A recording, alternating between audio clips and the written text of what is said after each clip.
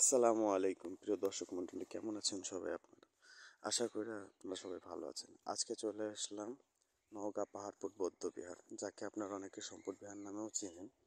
আজকে আপনাদেরকে ঘুরে দেখাবো পাহাড়পুর বৌদ্ধবিহার এবং সেই সাথে জানিয়ে রাখবো পাহাড়পুর বৌদ্ধবিহার সৃষ্টির ইতিহাস এবং এর ধ্বংসাবশেষ হওয়ার সম্পূর্ণ কাহিনী। অষ্টম শতকের শেষের দিকে পাল বংশের দ্বিতীয় রাজা শ্রী ধর্মপাল দেব বৌদ্ধবিহারটি তৈরি করেছিলেন। শুধু উপমহাদেশের নয়, চীন, তিব্বত, মায়ানমার সহ অনেক দেশের বৌদ্ধরা এখানে ধর্মচর্চা ও জ্ঞান অর্জন করার জন্য আসতেন। অনেক পণ্ডিত মনে করতেন এটি পৃথিবীর বৃহত্তম বৌদ্ধবিহার। বিহারটি আকস্মিক ধসে ধ্বংস হয়ে যাওয়ার কোনো খোঁজখবর পাওয়া যায়নি। ধারণা করা হয় বৌদ্ধ মতাবলম্বীদের শাসন অবসান, হিন্দু প্রধান সেন বংশের উত্থান এবং বাংলার মুসলিম বিজয়ের পর ধীরে ধীরে বিহারটি লোকশূন্য হয়ে যায়। একসময় পরিত্যক্ত হয়ে মাটির নিচে চাপা পড়ে প্রায় 600 বছর হারিয়েছিল। স্যার আলেকজান্ডার কানিংহাম 1879 সালে এই বিশাল স্থাপনাটি আবিষ্কার করেন। অমূল্য এই পুরাকীর্তিকে 1985 সালে ইউনেস্কো ওয়ার্ল্ড হেরিটেজ সাইট হিসেবে ঘোষণা করেন। চতুর্ভুজ আকারের এই বিহারটি প্রায় 27 একর জায়গা জুড়ে বিস্তৃত।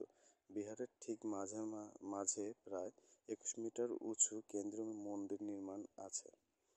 এই মন্দিরটিকে মূলত দূর থেকে পাহাড়ের মতো দেখায়। স্থানীয় লোকজনের কাছে এটি গোপাল চিতার পাহাড় পরিচিত ছিল। সেই থেকেই এর নাম পাহাড়পুর। বিহারের চারিদিকে বৌদ্ধ ভিক্ষুকদের জন্য 177টি সারিবদ্ধ ঘর রয়েছে। মূল মন্দিরকে বর্গক্ষেত্রের মতো ঘিরে আছে ঘরগুলো। দূর দূরান্ত থেকে আগত তান্ত্রিক, সাধক ও শিক্ষার্থী ভিক্ষুকরা অবস্থান করতেন এই ঘরগুলোতে।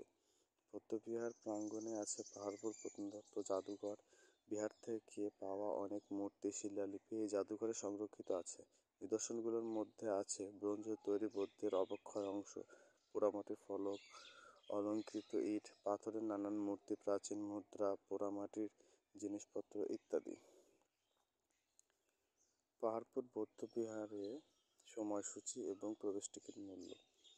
পাহাড়পুর বৌদ্ধবিহার এপ্রিল থেকে সেপ্টেম্বর মাসে সকাল 10টা থেকে বিকেল 6টা এবং অক্টোবর থেকে মার্চ মাসে সকাল 9টা থেকে বিকেল 5টা পর্যন্ত খোলা থাকে। আর পাহাড়পুরে জাদুঘর প্রতি রবিবার ও সরকারি ছুটির দিনে বন্ধ থাকে। বিহার ও জাদুঘরে প্রবেশের টিকিট মূল্য জনপ্রতি 30 টাকা